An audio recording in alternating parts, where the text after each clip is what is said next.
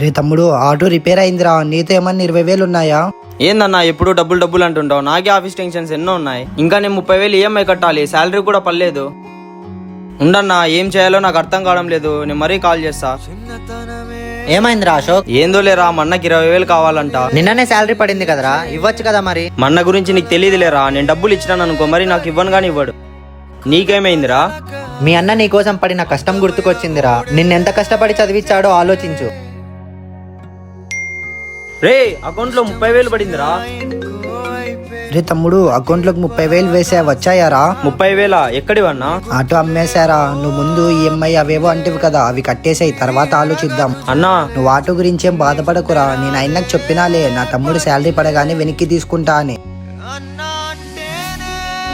చూసావారా, అదిరా అన్న ప్రేమ అంటే. ఈ వీడియో నచ్చింటే లైక్ చేసి ఎలా ఉందో కామెంట్ చేయండి.